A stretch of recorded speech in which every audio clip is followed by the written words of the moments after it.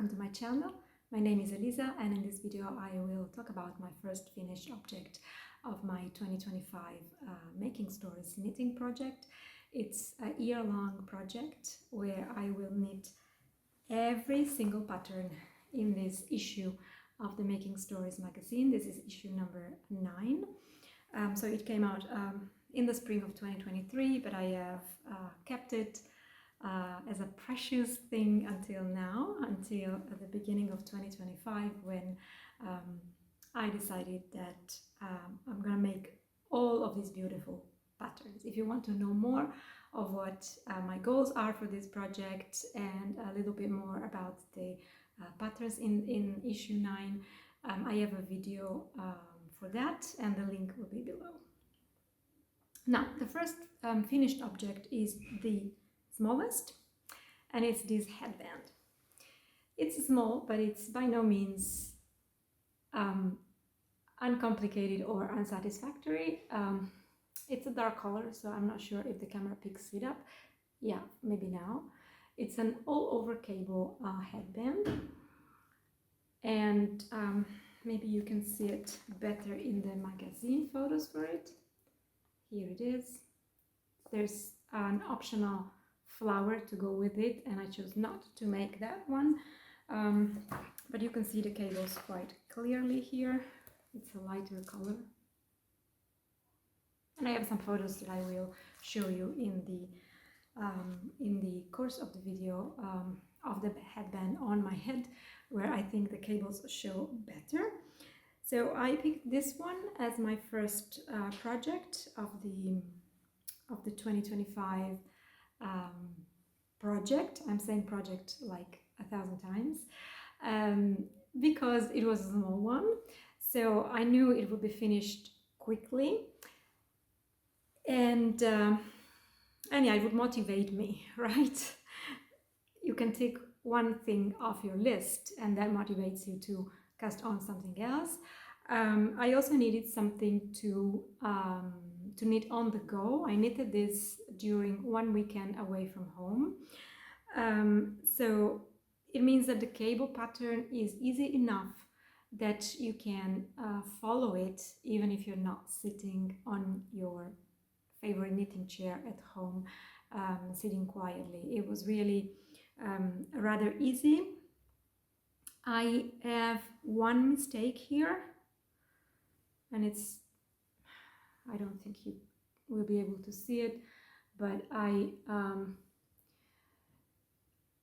only moved the stitch to make the braid here, to make the cable here, one stitch to the side instead of two. So it's still something that you could fix going in with a needle to make it more visible, but I'm embracing my mistakes in this case, and I will leave it as it is. But apart from that, I haven't spotted any other mistakes, so that's quite impressive, because I don't knit a lot of cables. I would say right away that I don't really like knitting cables. So yeah, for someone who doesn't have a lot of experience with this kind of patterns, I think it went quite well. The pattern is very well written, very clear, and it also has one very interesting feature. Now, okay, I was looking for this. This is the graft. So you basically cast on provisionally, you knit your headband, and then you graft in pattern. So my grafting is not perfect. Again, I'm not really sure that you can see it. But trust me on this, it's hardly visible. Again, it's the first time I did something like this, and the only reason why it's slightly visible on one side, on this side, is because I messed up picking up the provisional cast on stitches. Yeah, I don't know what happened there.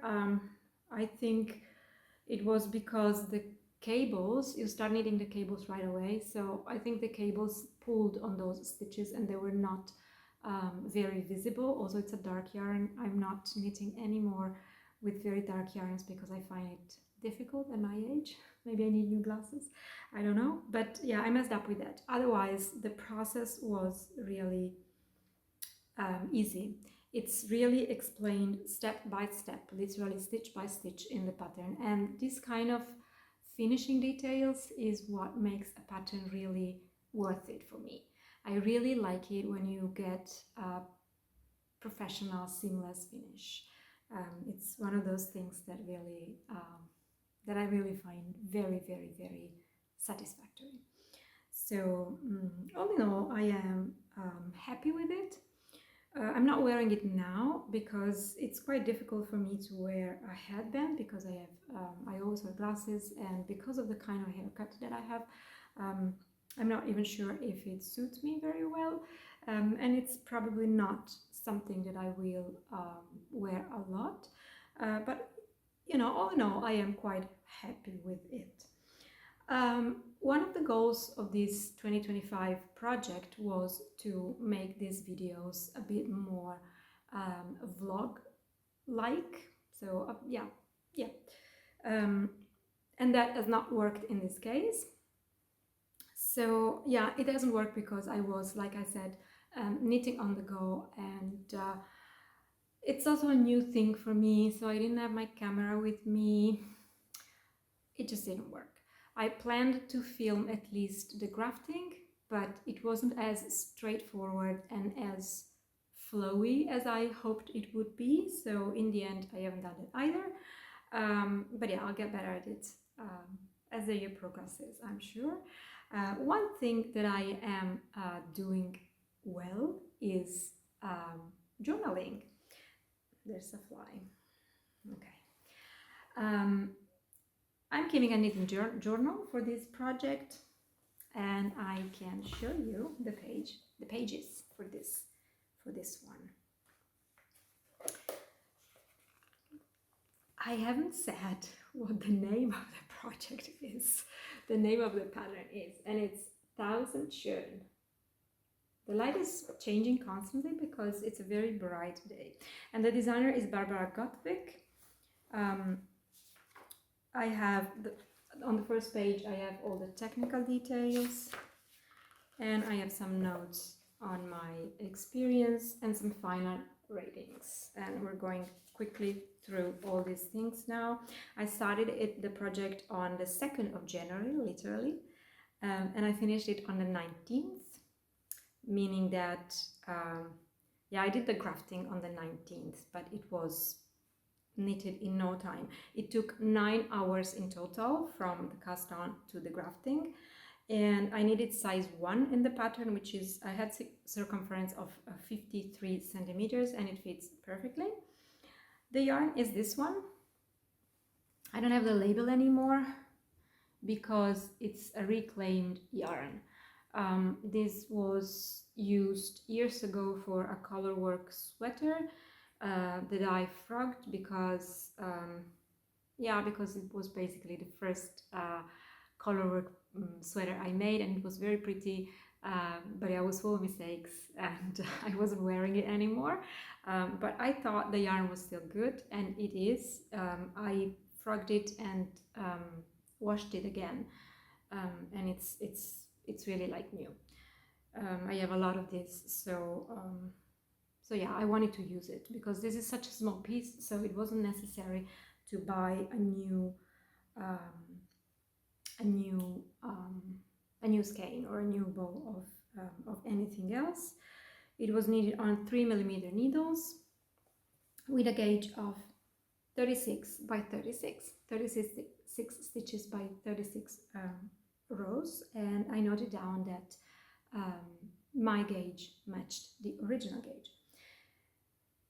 It weighs 32 grams, so I would have needed less than a ball of yarn anyway, and I love this color, so I don't see why I shouldn't have used it. I also noted down that it wasn't a very enjoyable experience because of the cables. Like I said, I am not a cable knitter. I don't particularly like the process, and I also think that maybe for an object that I will not were a lot, it was a bit too fiddly. So honestly, I'm not going to make another one of these.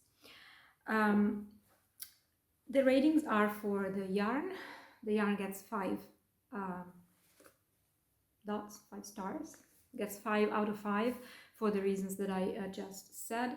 The finished object gets 4, but mainly because it's not my kind of object. Otherwise, it's a perfectly good headband. The knitting experience gets a 2 because of all the cables again. But the pattern clarity gets a 5. It's really, really well written, like I already said. And because it's such a small object, there's not much else that I can say about it. It doesn't have any modifications, so I followed the pattern literally. And yeah, all in all, I'm happy for my first project of 2025. So if you want to know more, you can follow me monthly. I have a monthly podcast. It's called Knits and Bits, and the link to the last episode that I put out will also be below.